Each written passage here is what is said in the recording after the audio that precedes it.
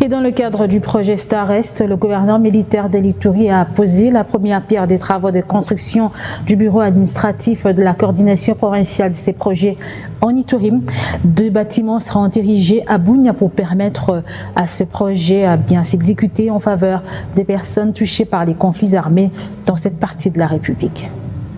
Au moins 484 000 $ sont mis en jeu pour ériger ces bijoux dans la ville de Bunia. Ces 2 bâtiments modernes, dont l'un avec une dizaine de bureaux, va abriter l'administration de la coordination provinciale du projet de stabilisation et relèvement de l'Est de la RDC Star-Est, et l'autre devrait servir comme loge pour les visiteurs dans le cadre de ces projets. C'est le gouverneur militaire de l'Ituri qui a posé la première pierre de construction de ces bâtiments à présence du coordonnateur provincial du projet. Occasion pour le lieutenant-général Luboya Kanchamadjoni d'interpeller les Ituriens sur cet élan du développement qui plane sur l'Ituri depuis l'avènement de l'état de siège. Aujourd'hui, on passe à la stabilisation. La stabilisation annonce le développement. Donc c'est pour moi, encore une fois, une opportunité pour demander aux fils et aux filles de l'Ituri de s'engager dans ce processus, de prendre ce train qui démarre, parce qu'il risque d'être tard. Steve Sengida, coordonnateur provincial du projet Star-Est en Ituri, parle ici de la vision de ces projets au bénéfice de la population iturienne.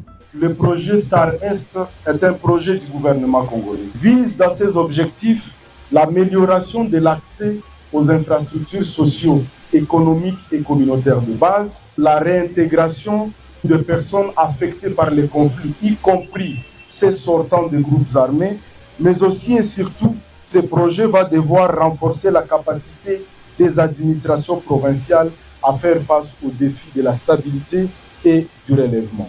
Il faut dire que ces travaux de construction vont durer 7 mois, inclus dans le cadre du projet Star-Est que finance la Banque mondiale dans les provinces de l'Ituri et les deux Kivu à la hauteur de 250 millions de dollars pour 5 ans. Merci à tous de nous avoir suivis. Aimez et abonnez-vous massivement à notre chaîne YouTube Tribeca Media. Au revoir et à la prochaine.